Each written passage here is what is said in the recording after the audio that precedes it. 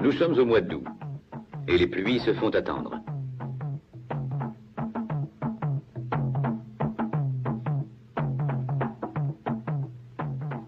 Tout est calme dans le village de Bacaouré et pourtant des forgerons Achawa s'y sont rassemblés en nombre pour célébrer le mariage de 2 de leurs enfants.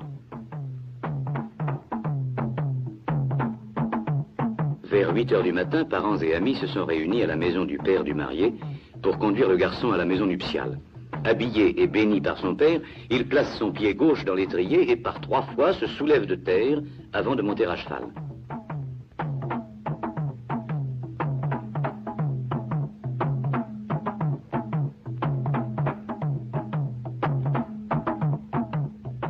En fait, lassé d'attendre, après avoir versé aux parents de la fille la dot convenue, le jeune homme a enlevé sa fiancée il y a 1 mois, et il ne s'agit plus maintenant que de régulariser leur union.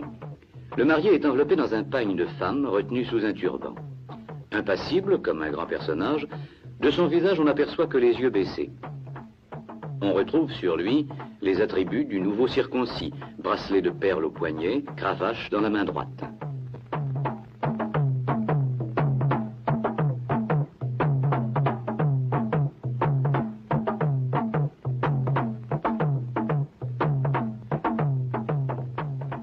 Le cortège, hommes armés de sabres et de javelots, femmes brandissant des vanneries, s'échelonne le long de la montée. Un forgeron bat le tambour aiguidi.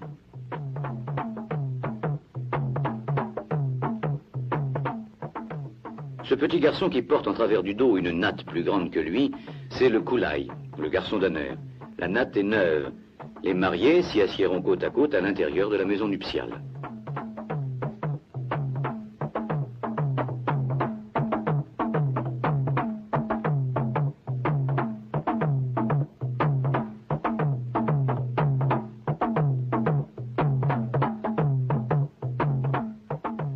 Un parent tient le cheval du marié, qui a été prêté par le chef des forgerons.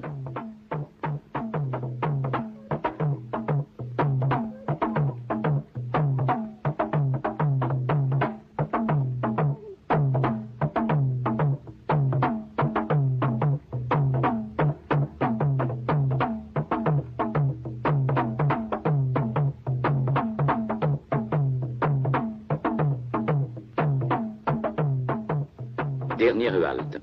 Le cheval s'arrête devant une porte basse qu'il ne peut franchir. Le marié est complètement voilé.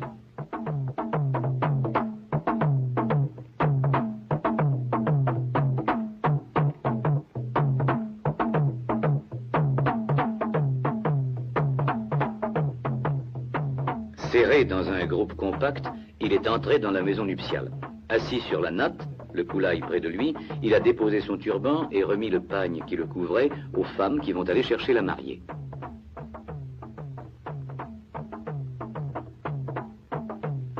La voici. Elle attendait dans une 3e maison. Une petite fille d'honneur marche à ses côtés. Toutes les 2 sont cachées sous le même pagne. Une femme plus âgée les guide avec le bout du pagne passé sur son épaule gauche.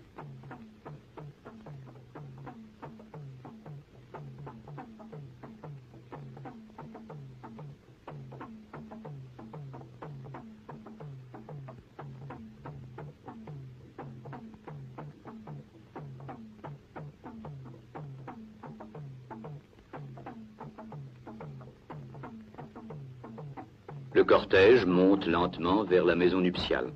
Une femme improvise à voix basse une chanson triste.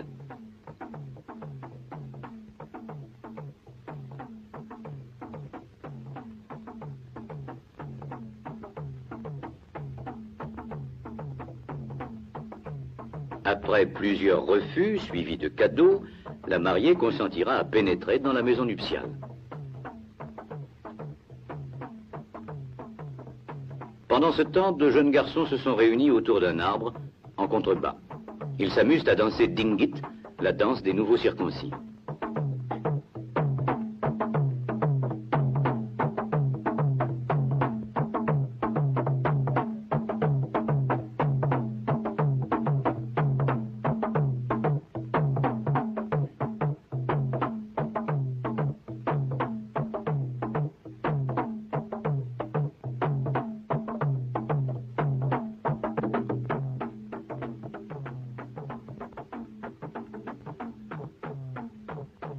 Le jour baisse. Les hommes occupent la scène.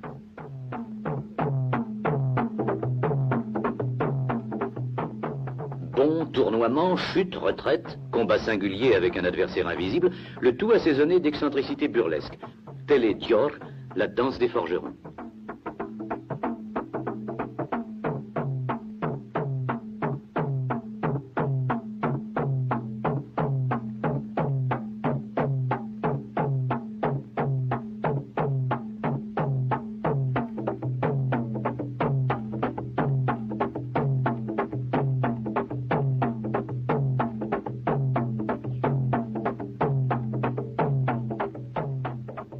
Danse guerrière, danse parodique, démonstration bouffonne de l'escrime Zahawa. Chacun s'efforce de susciter le rire, de trouver quelque chose de plus drôle que le voisin.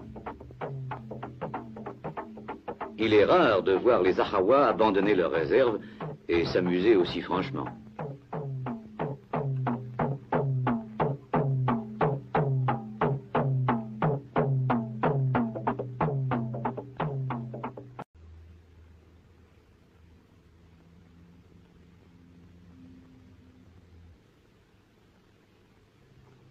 Le fils du chef du village de Nogoba vient de prendre une deuxième femme, le forgeron Ba Borboy.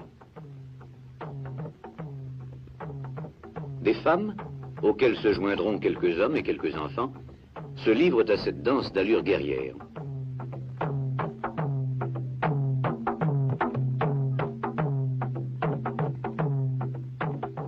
Leurs lignes turbulentes vont et viennent dans un nuage de sable.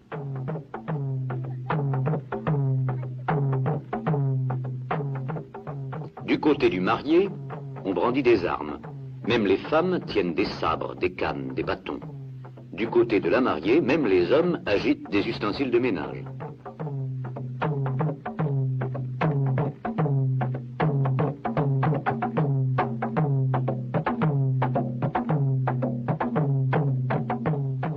Quelques jeunes filles ou jeunes femmes ont sorti leur gongobai. C'est une crosse de bois recouverte de cuir qu'elles se sont mises à orner de coris et de perles dès qu'elles ont commencé à se préparer au mariage.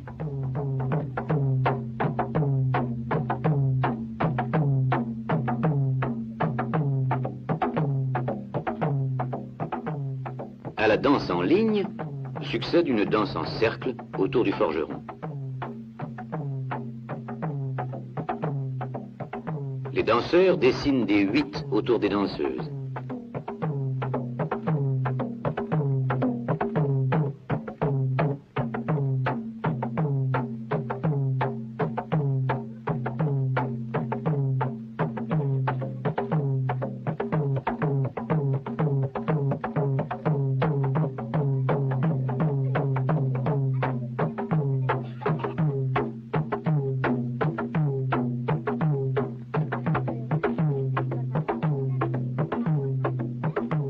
Le forgeron s'agenouille pour battre les dernières notes.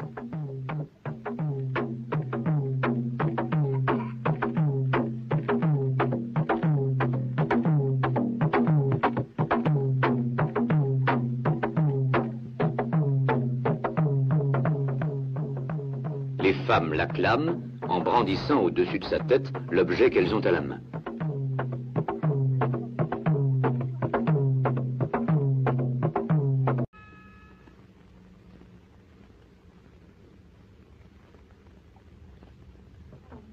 Dans un conte Zahawa, Dieu dit à la mer qui le supplie de faire tomber la pluie que les femmes dansent au son du tambour et j'enverrai des nuages qui feront tomber la pluie. Les femmes dirent « Va chercher le forgeron pour battre le tambour ». Le forgeron dit « Va chercher le bouc et qu'il vienne se faire égorger pour que de sa peau, je recouvre mon tambour ». Ce tambour du forgeron se nomme Egidi.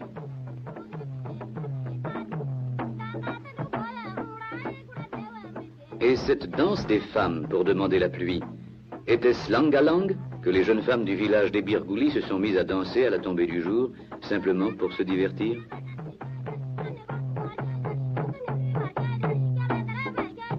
La plupart portent le pagne traditionnel de cotonnade indigo. Celle-ci a sur la poitrine le wargahiris, pendentif fait d'une plaque d'argent ornée de cabochons.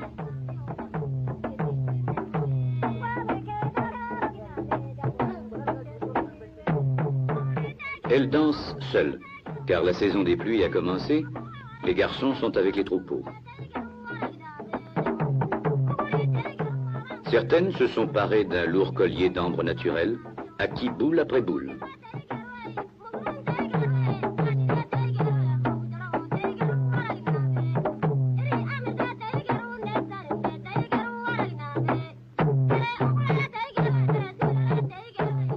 Elles dansent en cercle, tournant autour du musicien en sens inverse des aiguilles d'une montre, comme très souvent en Afrique.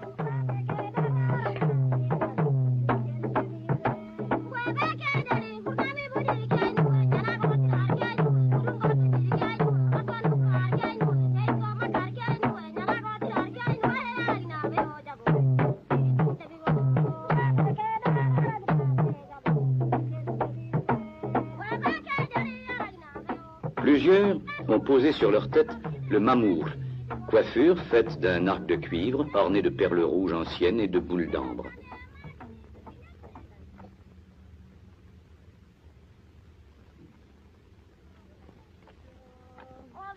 Quand le forgeron est fatigué de battre du tambour, ou quand il n'y a ni tambour ni musicien, on danse ergeiga en chantant et battant des mains.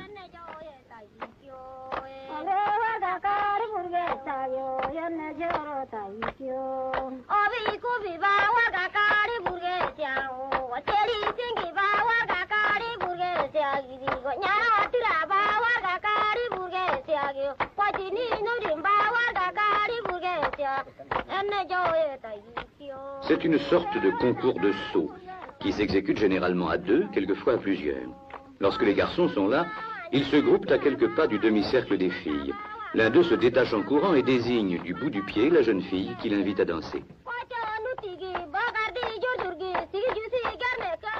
Si un grand personnage assiste à une danse, on attend de lui qu'il encourage musiciens et danseurs.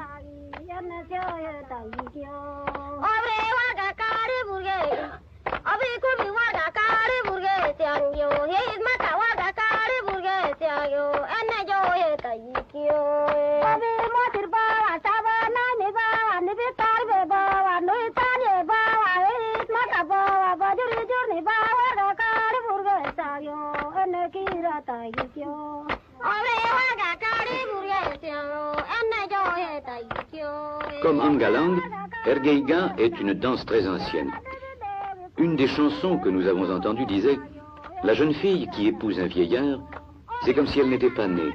Dieu lui donnera des ailes pour monter au ciel. »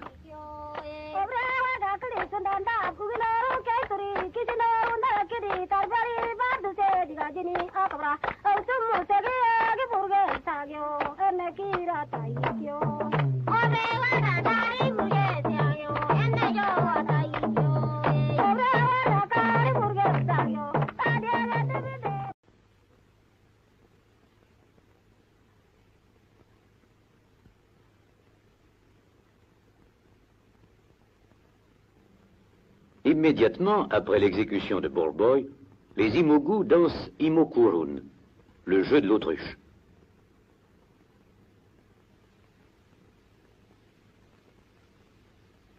Les mâles sont représentés par les hommes, dont le costume est un contraste de couleurs qui essaie de rappeler la richesse du plumage de l'oiseau. Les femelles, plus ternes, sont représentées par des femmes couvertes de leur pagne indigo.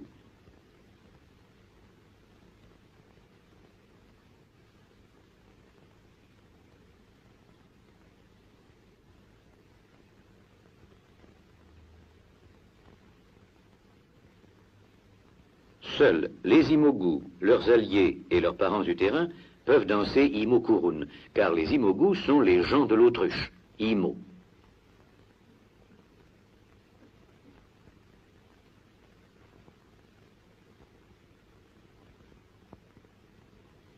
Leur ancêtre, alors qu'il n'était qu'un nouveau-né, fut sauvé par une autruche.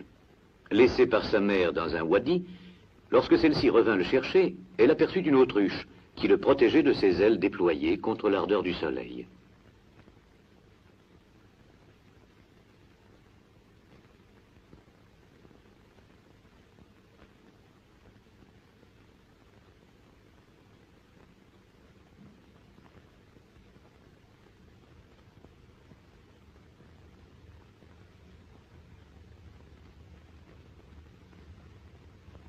lorsqu'un membre du clan Imogu se marie, on danse 2 jours de suite, matin et soir, Imokurun.